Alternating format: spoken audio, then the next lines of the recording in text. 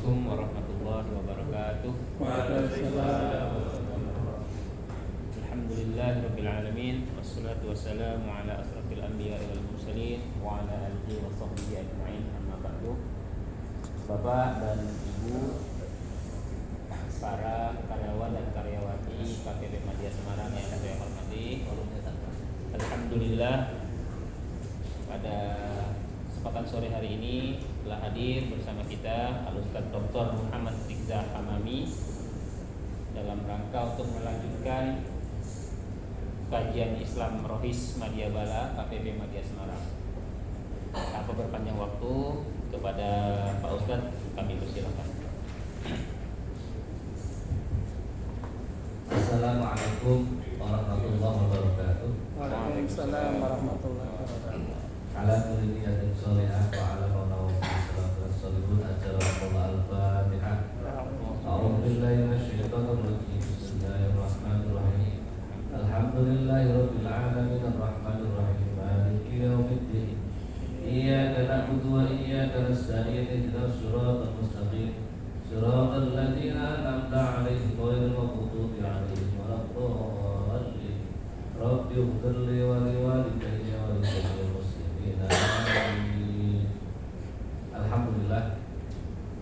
Alhamdulillah rabbil alamin ilahil ma'bud. Wassalatu wassalamu ala sirri ainil wujud wa asli nuri kulli mawjud. Sayyidina wa habibina wa syafi'ina wa maulana Muhammadin al-mahmud wa ala alihi wa sahbihi adada kulli syaqi wa masrud. Amma ba'd.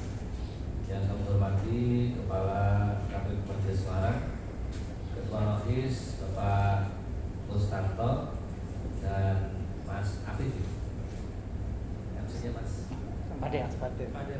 Mas Fadir, serta Bapak Ibu hadirin hadirat rahimakumullah. Syukur alhamdulillah pada kesempatan sore hari ini kita masih bisa bersama-sama dalam keadaan sehat walafiat untuk melanjutkan kajian kita Riyadhus Shalihin yang berisi tentang hadis-hadisnya baginda Rasulullah Muhammad SAW. Kita lanjutkan bab tentang muraqabah, hadis yang keempat dan kelima. Bismillahirrahmanirrahim. Qala rahimahullahu ta'ala wa nafa'ana bihi wa bi ulumihi fid dharain. An Anas radhiyallahu anhu qala. Hadis ini riwayat dari sahabat Anas radhiyallahu anhu. Innakum la ta'maluna a'malan hiya ataqu fi a'yunikum minasyak. Sahabat Anas menjelaskan bahwasannya manusia-manusia yang ada di muka bumi ini seringkali melakukan perbuatan-perbuatan yang enteng, perbuatan-perbuatan yang dianggap remeh-temeh untuk kita jalan. Bahkan saking remeh-temehnya perbuatan itu diibaratkan seperti rambut manusia yang yang lembut, yang kecil, karena bagi manusia perbuatannya itu adalah perbuatan yang biasa-biasa saja. Kunna na'udduha ala ahdi Rasulillah sallallahu alaihi wasallam minal mubiqah. Nah, perbuatan yang enteng-enteng tadi itu yang ada pada masa sekarang, ada pada masa umatnya Rasulullah sallallahu alaihi wasallam, justru perbuatan-perbuatan itu pada masa Rasulullah sallallahu alaihi wasallam dikategorikan sebagai perbuatan-perbuatan yang al-mubiqat, perbuatan yang berpotensi untuk merusak agama Islam.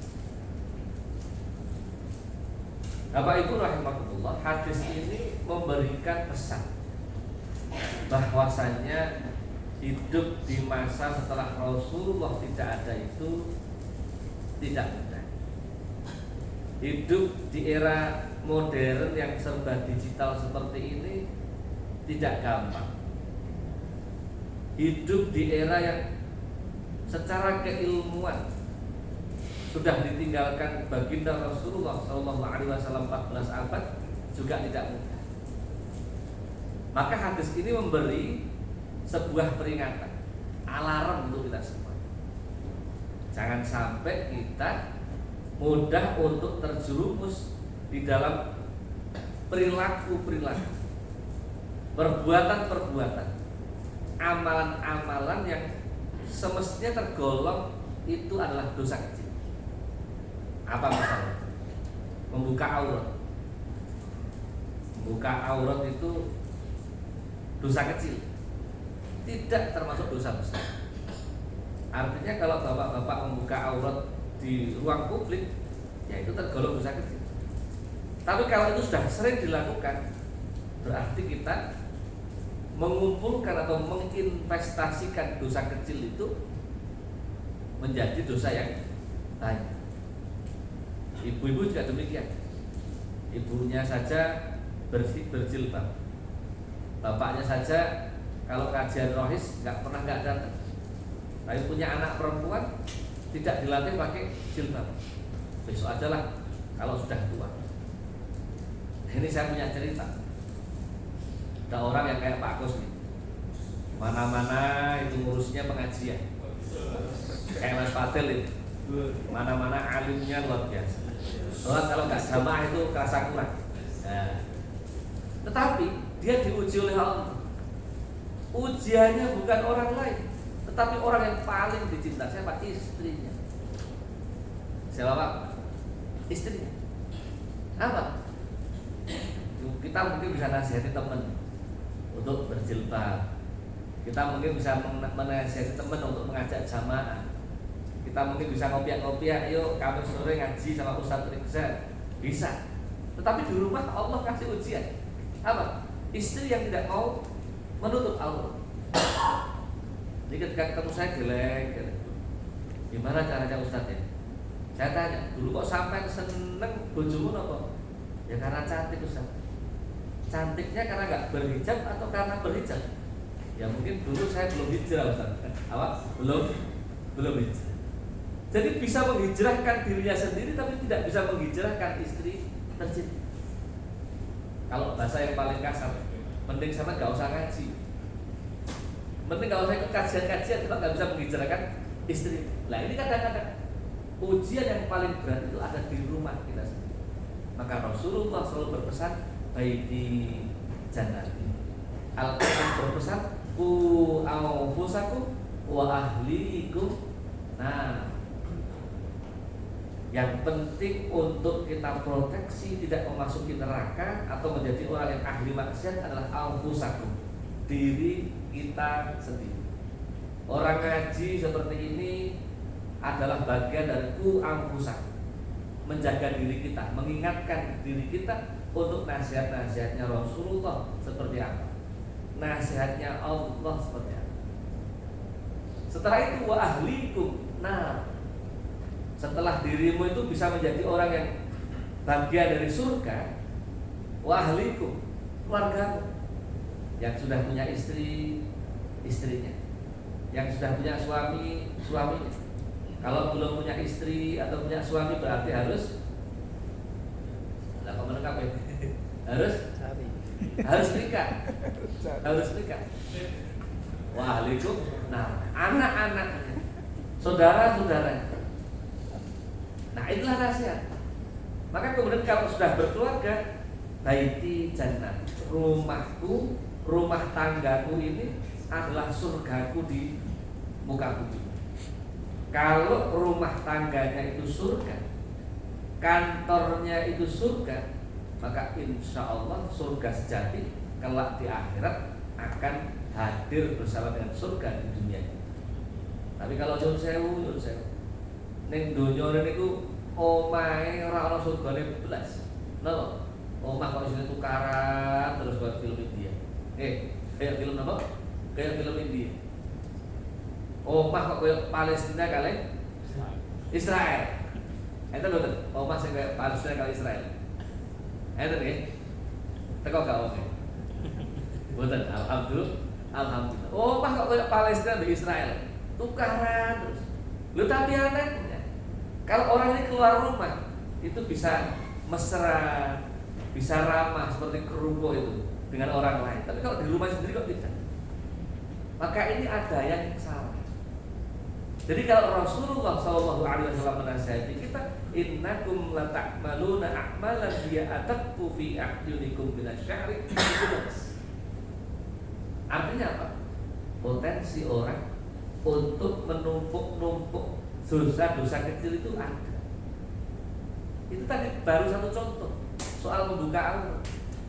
Yang kata orang yang ketemu saya tadi itu, ya Allah Ustaz, kalau kumpul kepengen garwa kula niku jilbaban sampai sekarang punya anak 3 kok derek sakit. Lah anaknya sekolah mana Mas? Sekolah di sana SDIT loh. Justru kalau anaknya pakai SDIT itu malah bagus. Banyak jamaah-jamaah saya itu ibunya yang dulu tidak berhijab, bapaknya jarang jamaah ke masjid, ketika anak-anaknya sekolahkan di SDIT itu malah bisa menasihati ibu. Nah ini malah enggak Ustaz, kalau anaknya pulang malah enggak jilbaban juga. Na'udzubillah ini. Nah, ini artinya apa? Sebuah peluang bagi kita untuk mengikuti cara Kanjeng Nabi Muhammad SAW agar kita tidak masuk al-mubiqat, orang yang gampang merusak agama. Maka jangan sampai kita membiasakan diri untuk melakukan dosa-dosa kecil. Dosa-dosa kecil. Saya dulu sebelum punya pesantren, kalau pagi nyuci mobil, kadang malam keluar memasukkan mobil ke garasi, itu bisa pakai celana pendek, pakai kaos oblong itu bisa. Sekarang sudah gak berani Pak. Sampai ke rumah pondok kan sarung masuk Ustaz katok cekak. Nah kan di foto kan viral. Ustaz katok cekak lah repot itu. Bahkan olahraga pun ya nggak seperti dulu. Dulu biasa pakai celana pendek, sekarang kok ya agak mulai berhati-hati menjaga dirinya sendiri. Bapak Ibu juga sama. Kalau memiliki komitmen bahwa ini adalah hal yang paling baik untuk kita jalan, apa? Tidak sholat berjamaah. Kalau sudah saking kulinonya tidak sholat jamaah, jamaah nggak wajib, tetapi tidak terbiasa untuk tidak berjamaah, maka seakan-akan sholat jamaah itu menjadi pelengkap kehidupan. Atau bahkan yang paling enak diucapkan, wis koyok-koyok barang wajib. Sesendiri apapun kita kalau sudah terbiasa jamaah pasti nyari orang. Entah itu di pom bensin atau kita pergi kemana itu nyari orang sudah jamaah atau. Karena apa? Sudah tidak terbiasa melakukan hal-hal yang dosa kecil-kecil. Termasuk memubadilkan sesuatu. Dapat snack apa? Pengajian seperti ini. Kadang-kadang kita merasa sudah terbiasa makan tertentu, males tinggalnya meja, besok sudah nggak bisa kemakan. Lebih baik itu ambil dikasih sana, ada satpam, ada tukang parkir, monggo Pak. Tapi kalau kita sudah terbiasa untuk melakukan hal-hal al-mubin, dosa kecil yang kita tumpuk-tumpuk itu, maka akan menjadikan kita orang yang terbiasa. Padahal itu kata Rasulullah berpotensi untuk merusak agama. Bapak Ibu rahimahullah, termasuk misalnya suasana kehidupan yang sudah tertata rapi seperti ini. Saya hidup ada di perkantoran yang di tengah perkotaan. Depan ini tempat apa hangout tuh ya, tempat hangout yang setiap waktu kebutuhan ibu-ibu itu sudah ada semua itu. Dari mulai apa kebutuhan pedicure, manicure sampai skincare, sampai fresh care itu komplit di situ semua. Kalau memang nawaitunya itu hangoutnya untuk perabotan, iya.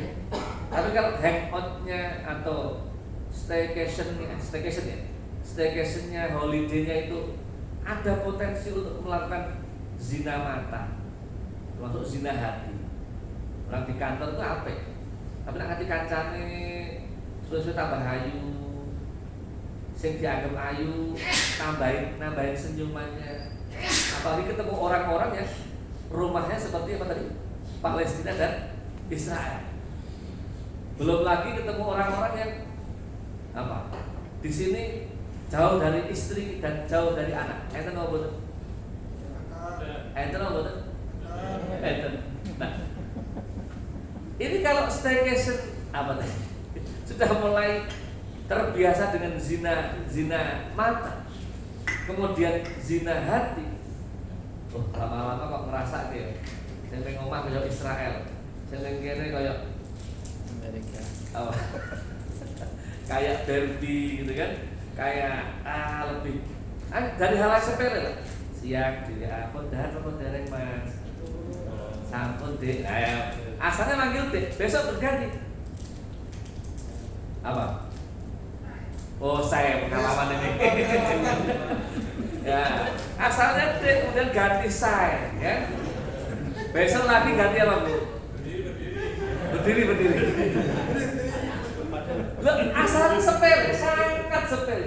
Mau takon lo lewat mejone, lewat apa itu kursinya, dek. Benar mas.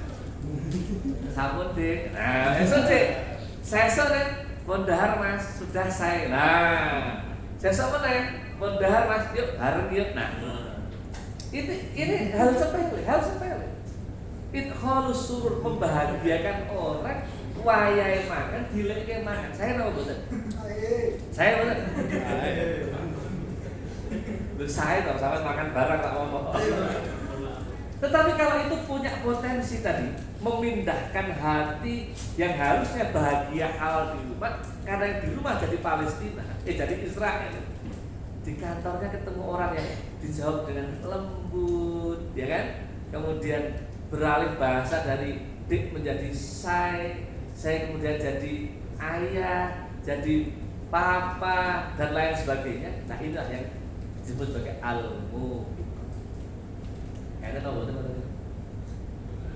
Bertenan tanggal itu. Enak atau betul tadi? Bertenan. Alhamdulillah. Ini kekan. Mudah-mudahan. Ini tuh. Barangkali ini kan Nabi Muhammad SAW tentang potensi besar manusia itu untuk berbuat kesalahan. Saking sayangnya Kanjeng Nabi Muhammad SAW kepada kita, itu sudah diingatkan jauh-jauh hari dari hadisnya baginda Rasulullah SAW yang disampaikan oleh Sayyidina Anas radhiyallahu anhu.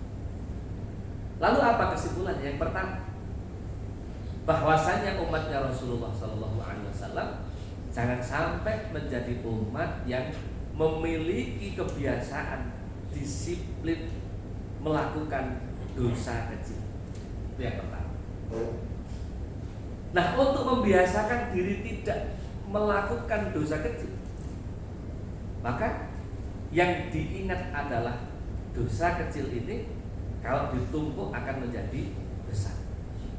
Rambut itu kalau sedikit, tapi kalau lama-lama dibiarkan tidak dipotong akan menjadi tebal.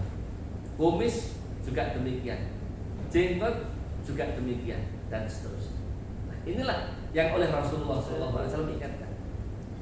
Yang kedua, Rasulullah SAW ingin mengingatkan kepada kita, yuk kita semuanya orang Islam ini jangan sampai menjadi orang-orang yang dalam tata kehidupannya menjadi orang yang merusak agamanya sendiri.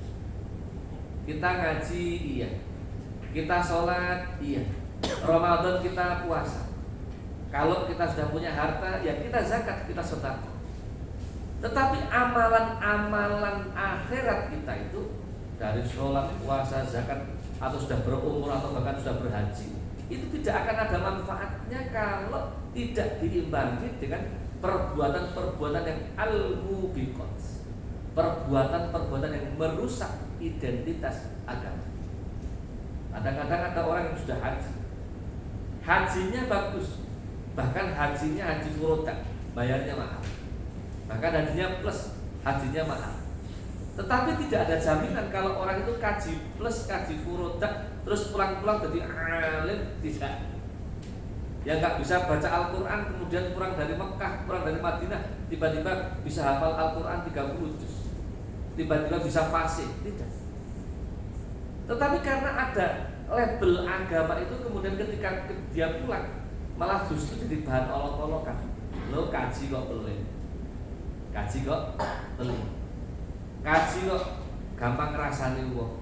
Kaji kok malah jadi ahli fitnah. Akhirnya orang membandingkan lebih baik orang yang tidak haji.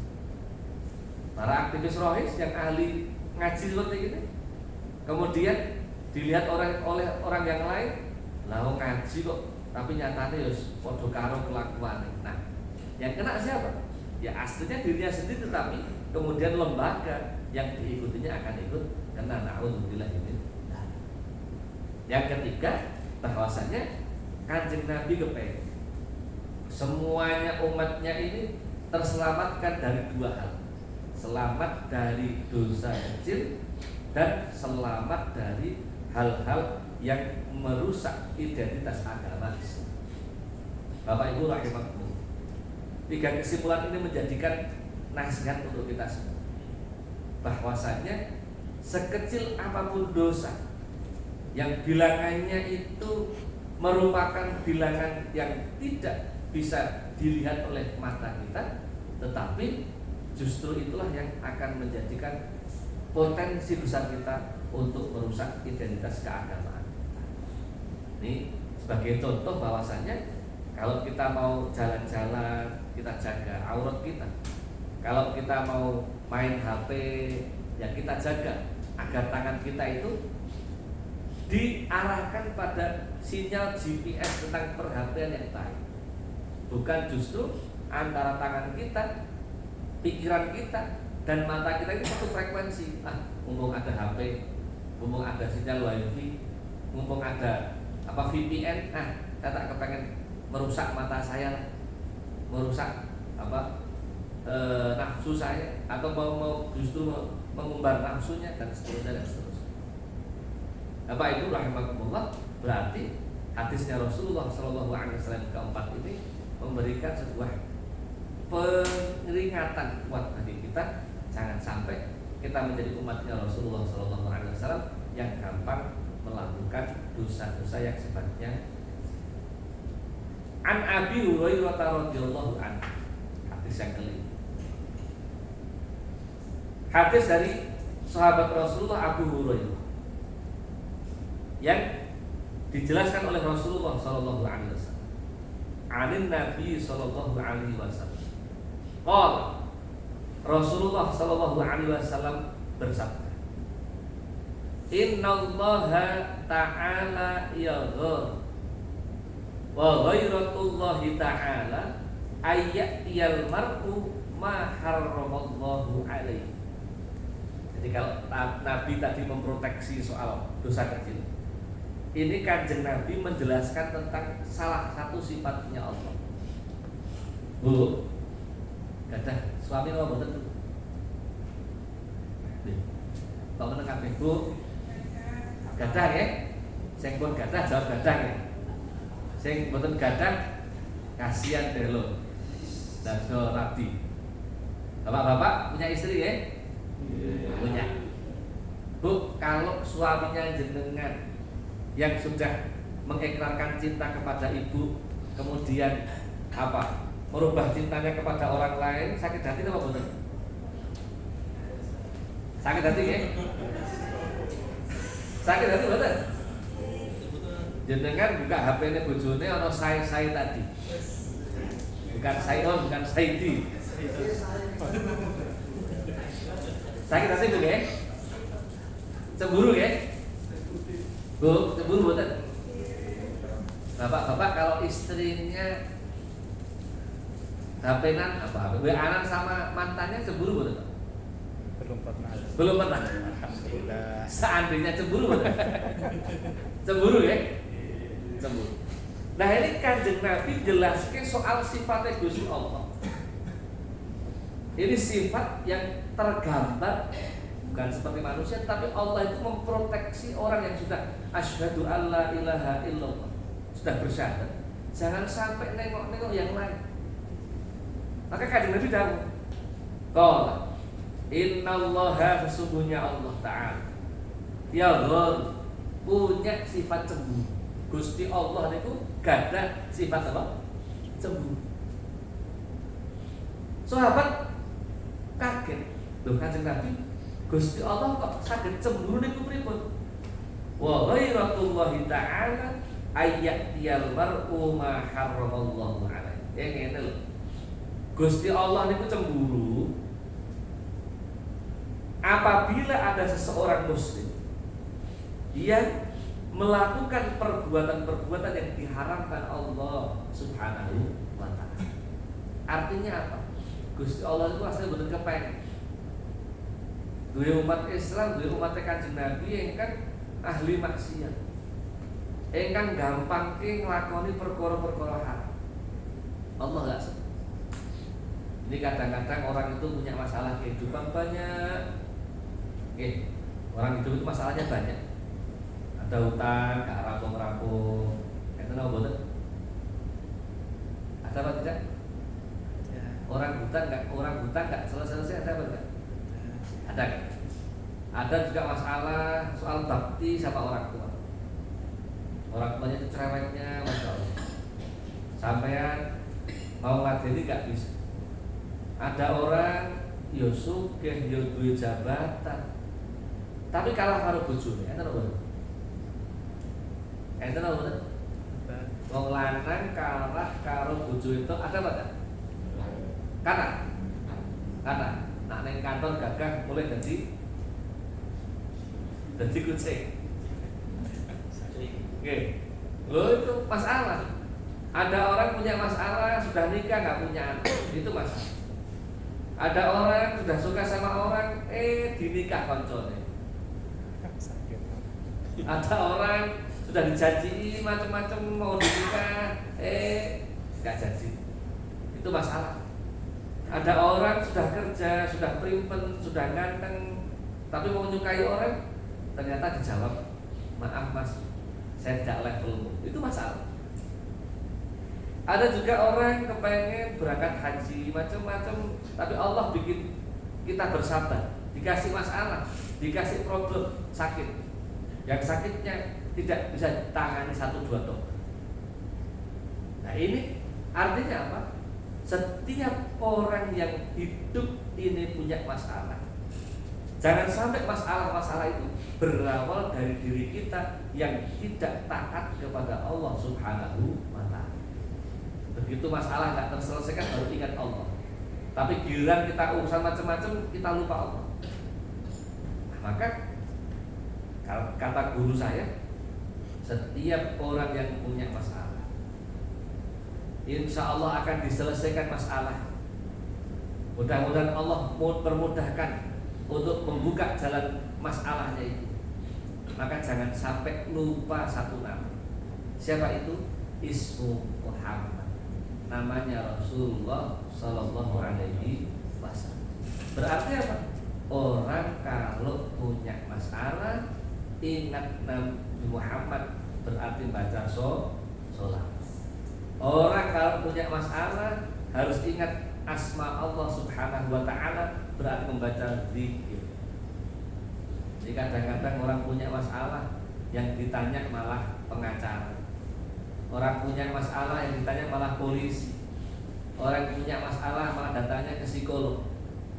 Polisi nggak masalah, psikolog nggak masalah, dokter nggak masalah untuk ditanya untuk menyelesaikan persoalan. Tapi sebelum ke itu semuanya, 2 nama yang harus kita ingat, nama Rasulullah Muhammad Sallallahu Alaihi Wasallam dan nama zikir kepada Allah Subhanahu wa ta'ala. Jangan dibalik-balik. Begitu masalah nggak selesai lagi elek Gusti Allah. Begitu masalah nggak selesai sampai habis hartanya, baru ingat Nabi Muhammad Sallallahu Alaihi Wasallam. Maka dulu para orang tua itu ngingetin, kalau punya acara, punya hajat apa-apa, hataman Qur'annya. Artinya apa? Orang khatam Al-Quran berarti ingin selalu ingat dawuhnya Allah Subhanahu wa ta'ala. Kok maca Quran kesuwen? Kok maca Quran kesuwen? Datang nekak ke 30 baca sholawat Nabi. Kalau enggak pengen undang orang, baca sendiri sallallahu alaihi Muhammad. Singkat itu. Orang Jawa dulu nyebutnya ngerosul. Ngerosul itu apa? Ya membaca sholawat Nabi. Itu saja. Artinya apa? Bahwa ketika kita punya hajat, agar Allah meminimalisir atau bahkan tidak sama sekali memberikan masalah atau ujian, nah itu baca itu sholawat, baca itu Al-Quran, kalam-kalam Allah Subhanahu wa Ta'ala, baca kalimat-kalimat thayyibah. Nah, inilah Bapak Ibu rahimakumullah, bahwasanya jangan sampai Allah itu cemburu kepada kita, cemburu kejelekan. Bapak Ibu rahimakumullah, hadis ini memiliki kesimpulan. Yang pertama, bahwasanya jangan sampai kita menjadi orang yang dibuat malu atau kita tidak dipandang Allah Subhanahu wa Ta'ala. Hidup di dunia ini yang paling pokok adalah bagaimana kita menjadi umatnya Rasulullah, menjadi pengikut agama Islam yang tidak pernah bolak-balik saya sampaikan pedot kalih Gusti Allah, pedot kalih Rasulullah sallallahu alaihi wasallam. Dan yang terakhir, Allah Subhanahu wa Ta'ala ingin membentuk pribadi kita menjadi pribadi-pribadi yang tidak gampang kecemplung barang haram. Tidak kecemplung barang yang haram. Artinya apa? Setiap langkah, setiap waktu, setiap hari yang kita lakukan adalah yang halal-halal, yang oleh Allah Subhanahu wa Ta'ala mendapat ridho dalam agama Islam. Bapak Ibu rahimakumullah, demikian yang dapat saya sampaikan. Mudah-mudahan Allah Subhanahu wa Ta'ala memberikan pintu hidayah kepada kita untuk menjadi umat Islam yang selalu bisa menjauhi dosa besar maupun dosa kecil, dan termasuk kita menjadi orang-orang yang dalam kehidupan kita tidak gampang untuk melakukan kemaksiatan. Amin amin ya rabbal alamin. Al-Fatihah. A'udzu billahi minasyaitonir rajim. Bismillahirrahmanirrahim. Alhamdulillahirabbil alamin arrahmanir rahim maliki yaumiddin. Iyyaka na'budu wa iyyaka nasta'in. Ihdinas siratal mustaqim. Siratal ladzina an'amta 'alaihim ghairil maghdubi 'alaihim waladdallin. Rabbi ighfirli wa liwalidayya wa li jami'il muslimina amin. Kata Allah Assalamualaikum warahmatullahi wabarakatuh.